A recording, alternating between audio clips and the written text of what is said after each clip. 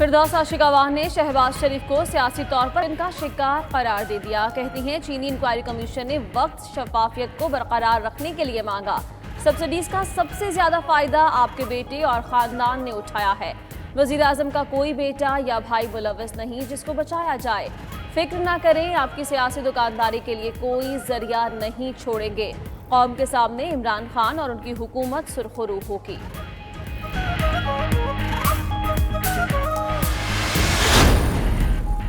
Opposition leader Shahbaz शरीफ ने चीनी inquiry commission की रिपोर्ट में 2 हफ्ते की ताखीर मिली भगत करार दे दी। कहते हैं रिपोर्ट में ताखीर 100 अरब रुपए के हुकूमती की तस्दीक और असल जिम्मेदारों को बचाने की कोशिश है। तमाम फैसलों के जिम्मेदार इमरान नियाजी और उस्मान बुजदार हैं। शहबाज शरीफ का इंक्वायरी कमीशन में शाहिद खाकान अब्बासी और खुरम दस्तगीर को भी पेश होने की इजाजत देने का मुतालबा।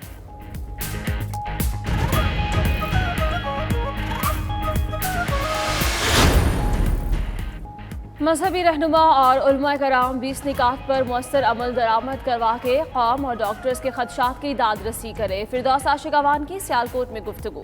मजीद बोलें कि बदकिस्मती से अवाम मसले की हसासियत नहीं समझ सके और एहतियात नहीं कर रहे। डॉक्टर्स की तजावीज़ पर सूबाई हुकूमतें और मुतल्लिका इदारे काम कर रहे हैं।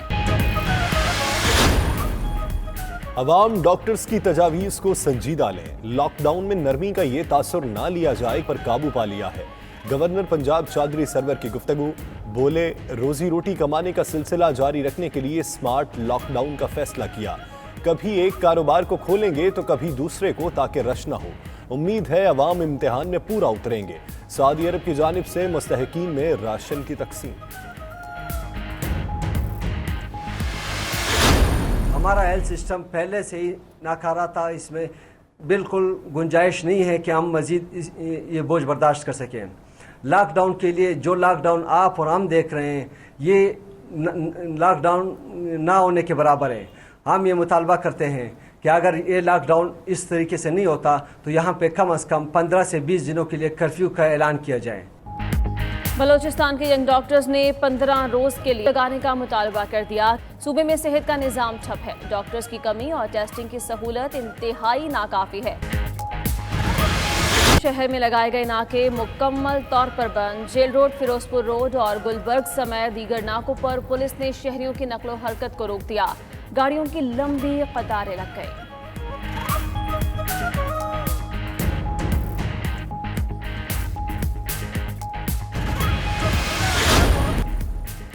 National command and operation centre में इजलास। रमज़ानुल मुबारक के लिए हिदायत। छोटे और दरमियाने दर्जे के कारोबारी पैकेज पर गौर। वज़ीर दाखिला एजाज शाह का कहना है कि देहात में लोगों का हिदायत पर अमल दरामद हौसला अफजा है। शहरी आबादी में मजीद आगही फराहम की जाएगी।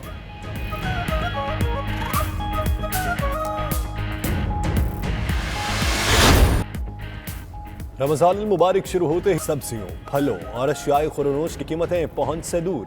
आलू 70 रुपए, अदरक 380, लहसुन 355 और लीमू 450 रुपए किलो फरोख्त। सेब 240 रुपए किलो और केले 160 रुपए फी दर्जन बिकने लगे। हुकूमती मशीनरी बढ़ते हुए सरकारी निर्खनामों पर भी अमल दरामद कराने में नाकाम हो गई।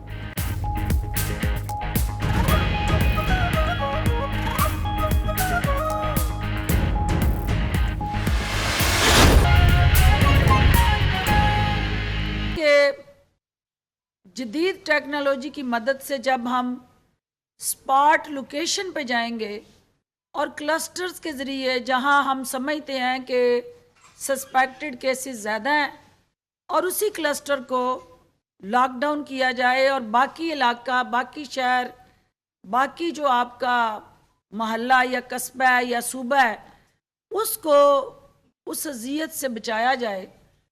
तो ये एक स्मार्ट लॉकडाउन सियालकोट और बाकी मुल्क के हिस्सों में तो लागू है ही, लेकिन इसके साथ साथ हमें जो आज आपके ज़रिए बावर कराने की ज़रूरत है मीडिया के ज़रिए कि हमारे डॉक्टर्स जो रिजर्वेशन शो कर रहे थे कि फुल लॉकडाउन की तरफ जाएं। आपको देखना है कि आपका रमज़ान का महीना हमेशा एक तो सोशलाइजेशन मसाजद और ख़रीदारी के हवाले से बाकी महीनों में सबसे ज़्यादा रश गेन करता रहा। आपने लोगों की ज़िंदगियों को तहफ़्फ़ुज़ देने के लिए रोज़मर्रा के जो अमूर हैं उनकी अंजाम दही के लिए कुछ SOPs और प्रायोरिटी सेट की हैं। हुकूमत पाकिस्तान वज़ीर आज़म की क़यादत में उन ज़िम्मेदारियों को आसान तरीके से अपना फ़र्ज़ समझ के अदा कर रही है।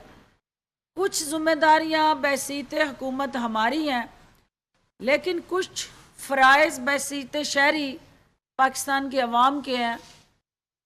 हुकूमतें अपनी ज़िम्मेदारियाँ अदा कर रही हैं, लेकिन शहरी जो है अनफॉर्चुनेटली अभी तक इस हसास मसले की नोयत को नहीं समझ सके और बार बार अपीलें करने के बावजूद सोशल डिस्टेंसिंग और आइसोलेशन में जाने से ना सिर्फ वो ग्रेज़ हैं बल्कि हिचकिचा रहे हैं।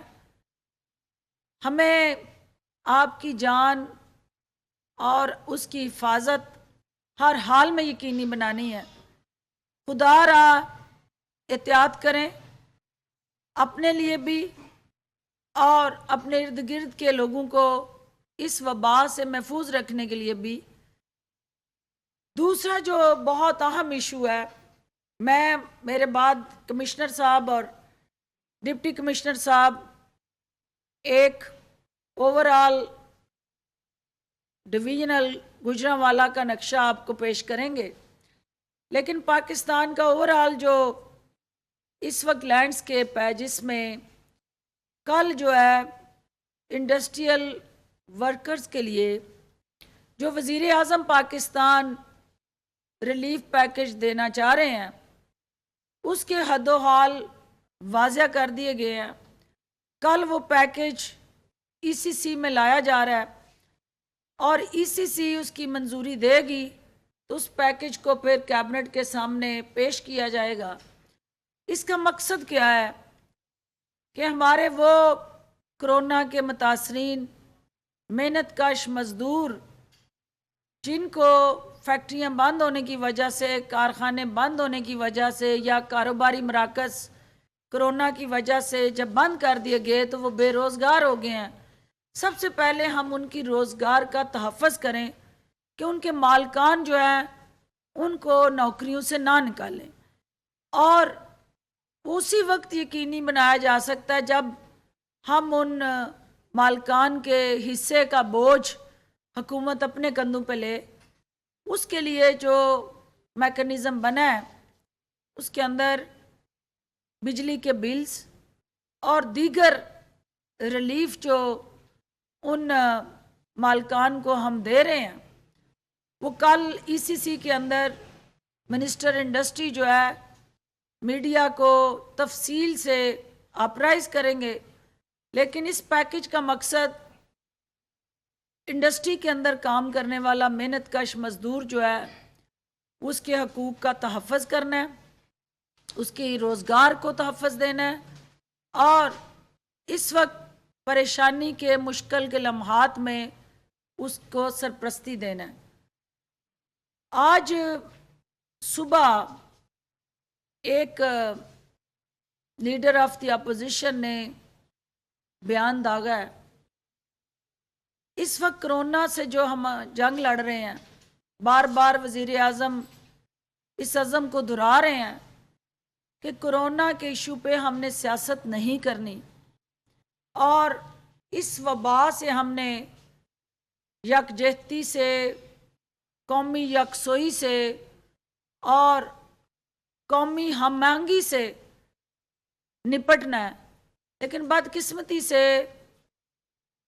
फरागत का शिकार लीडर ऑफ द अपोजिशन जो सियासी तौर पे भी आइसोलेशन का शिकार हैं और इन हालात में भी वो सेल्फ क्वारंटीन हुए, सियासी महाज पे अपने आप को ज़िंदा रखने के लिए कोई ना कोई अपनी तोप से बम्बारमेंट करते हैं और ऐसा गोला दाग देते हैं जिसका हदफ और निशाना वज़ीर आज़म पाकिस्तान की ज़ात होती है, तो हमें मजबूरन फिर उनके उस जो इल्ज़ाम तराशी और ज़बान तराशी होती है उसका जवाब देना पड़ता है।